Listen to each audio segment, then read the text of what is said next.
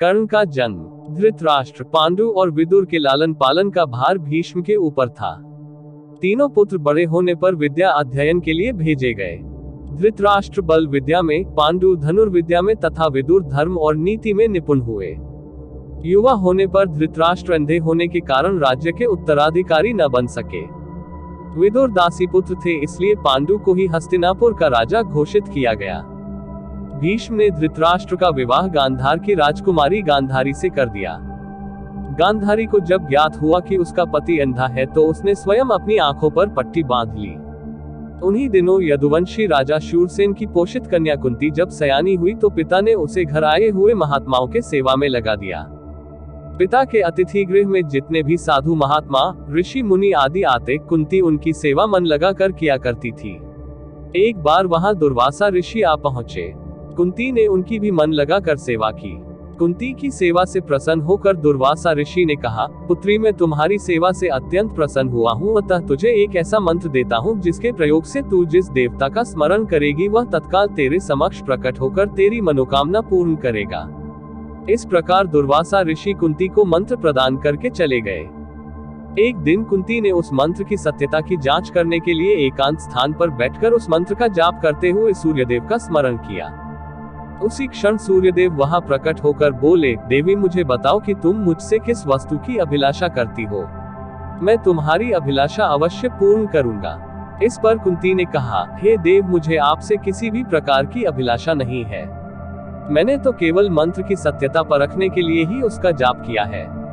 कुंती के इन वचनों को सुनकर सूर्यदेव बोले, हे कुंती मेरा आना व्यर्थ नहीं जा सकता, मैं तुम्हें एक अत्यंत पराक्रमी तथा दानशील पुत्र प्रदान करता हूँ। इतना कहकर सूर्यदेव अंतर्ध्यान हो गए। कुंती ने लज्जावश यह बात किसी से नहीं कह सकी। समय आने पर उसके गर्भ से कवच कुंडल धारण किए हुए एक पुत्र उत्पन्न हुआ। कुंती ने उसे एक मंजूषा में रखकर रात्रि बेला में गंगा में बहा दिया। वह बालक बहता हुआ उस स्थान पर पहुंचा जहां पर धृतराष्ट्र का सारथी अदित अपने अश्व को गंगा नदी में जल पिला रहा था। उसकी दृष्टि कवच कुंडल धारी शिशु पर पड़ी। अदित निसंतान था, इसलिए उसने बालक को अपने छाती से लगा लिया और घर ले जाकर उसे अपने पुत्र के जैसा पालने लगा। उस बालक के कान अति सुंदर थे, इसलिए उसका नाम कर्ण रखा गया। कर्ण गंगाजी में बहता हुआ जा रहा था कि महाराज धृतराष्ट्र के सारथी अदित और उनकी पत्नी राधा ने उसे देखा और उसे गोद ले लिया और उसका लालन पालन करने लगे। कुमार अवस्था से ही कर्ण की रुचि अपने पिता अदित के समान रथ चलाने की बजाय युद्धकला में अधिक थी। कर्ण और उसके पिता अदित आचार्य द्रोण से मिले, जो कि उस समय युद्धकला के सर्वश्रेष्ठ आचार्यों में से एक थे। द्रोणाचार्य उस समय कुरु राजकुमारों को शिक्षा दिया करते थे। उन्होंने कर्ण को शिक्षा देने से मना कर दिया क्योंकि कर्ण एक सारथी पुत्र था और द्रोण केवल क्षत्रियों को ही शिक्षा दिया करते थे। द्रोणाचार्य की असम्मति के उपरांत कर्ण ने परशुराम से संपर्क किया, जो कि केवल ब्राह्मणों को ही शिक्षा दिया करते थे।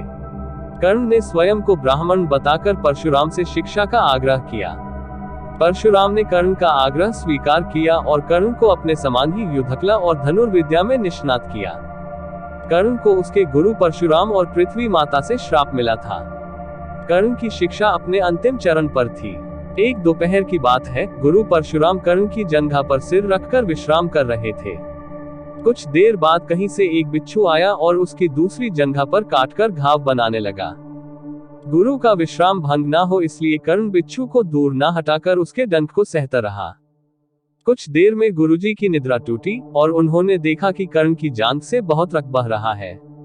उन्होंने कहा कि केवल किसी क्षत्रिय में ही इतनी सहनशीलता हो सकती है कि वह बिच्छू डंक को सह ले, न कि किसी ब्राह्मण में। और परशुराम जी ने उसे मिथ्या भाषण के कारण श्राप दिया कि जब भी कर्ण को उनकी दी हुई शिक्षा की सर्वाधिक आवश्यकता होगी, उस दिन वह उसके काम नहीं आएगी। कर्ण, जो कि स्वयं ये नहीं जानता था कि वह किस वंश से है, ने अपने गुरु से क्षमा मांगी और कहा कि उसके स्थान पर यदि कोई और शिष्य भी होता तो वो भी यही करता। यद्यपि कर्ण को क्रोधवश श्राप देने पर उन्हें ग्लानि हुई, पर वे अपना श्राप वापस नहीं ले सकते थे। तब उन्होंने कर्ण को अपना विजय नामक धनुष प्रदान किया और उसे ये आशीर्वाद दिया कि उसे वह वस्तु मिलेगी जिसे वह सर्वाधिक चाहता है, अमिट प्रसिद्धि। कुछ लोक कथाओं में माना जाता है कि बिच्छू के रूप में स्वयं इंद्र थे, जो उसकी वास्तविक क्षत्रिय पहचान को उजागर करना चाहते थे। परशुराम जी के आश्रम से जाने के पश्चात कर्ण कुछ समय तक भटकता रहा। इस दौरान वह शब्द भेदी विद्या सीख रहा था। अभ्यास के दौरान उसने एक गाय के बछड़े को कोई वन्य पशु समझ लिया और उस पर शब्द भेदी बाण चला दिया और बछड़ा मारा गया। तब उस गाय के स्वामी ब्राह्मण ने कर्ण को श्राप दिया कि जिस प्रकार उसने एक असहाय पशु को मारा है, वैसे ही एक दिन वह भी मारा जाएगा, जब वह सबसे अधिक असहाय होगा और जब उसका सारा ध्यान अपने शत्रु से कहीं अलग किसी और काम पर होगा। इस प्रकार कर्ण परशुराम का एक अत्यंत परिश्रमी और निपुण शिष्य बना। कर्ण दुर्योधन के आश्रय में रहता था। गुरु द्रोणाचार्य ने अपने शिष्यों की शिक्षा पूरी होने पर हस्तिनापुर में एक रणभूमि का आयोजन करवाया। रणभूमि में अर्जुन विशेष धनुर्विद्या युक्त शिष्य प्रमाणित हुआ। तभी कर्ण रणभूमि में आया और अर्जुन द्वारा किए गए कर्तव्यों को पार करके उसे द्वंद्व युद्ध के लिए ललकारा।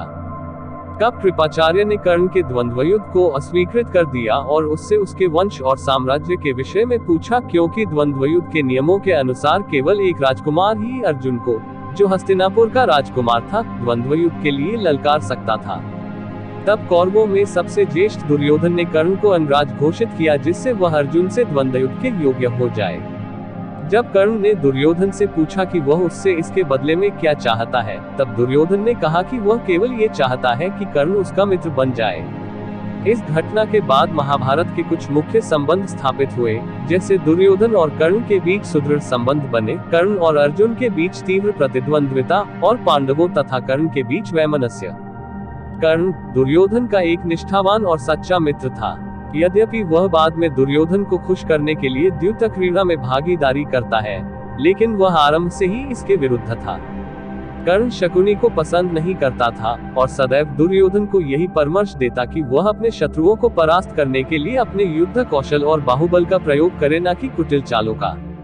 जब लाक्षागृह में पांडवों को मारने का प्रयास विफल हो जाता है, तब कर्ण दुर्योधन को उसकी कायरता के लिए डांटता है और कहता है कि कायरों की सभी चालें विफल ही होती हैं, और उसे समझाता है कि उसे एक योद्धा के समान कार्य करना चाहिए और उसे जो कुछ भी प्राप्त करना है, उसे अपनी वीरता द्वारा प्राप्त करे। चित्रांगद की राजकुमारी से विवाह करने में भी कर्ण ने दुर्योधन की सहायता की थी। अपने स्वयंवर में उसने दुर्योधन को अस्वीकार कर दिया और तब दुर्योधन उसे बलपूर्वक उठाकर ले गया। तब वहां उपस्थित अन्य राजाओं ने उसका पीछा किया, लेकिन कर्ण ने अकेले ही उन सबको परास्त कर दिया। परास्त राजाओं में जरासंध, शिशुपाल, दंतवक्र, साल्व और रुक्मी इत्यादि थे। कर्ण की प्रशंसा स्वरूप जरासंध ने कर्ण को मगध का एक भाग दे दिया। भीम ने बाद में श्री कृष्ण की सहायता से जरासंध को परास्त किया, लेकिन उससे बहुत पहले कर्ण ने उसे अकेले परास्त किया था। कर्ण ही ने जरासंध की इस दुर्बलता को उजागर किया था कि उसकी मृत्यु केवल उसके धड़ को पैरों से चीरकर 2 टुकड़ों में बांटकर हो सकती है।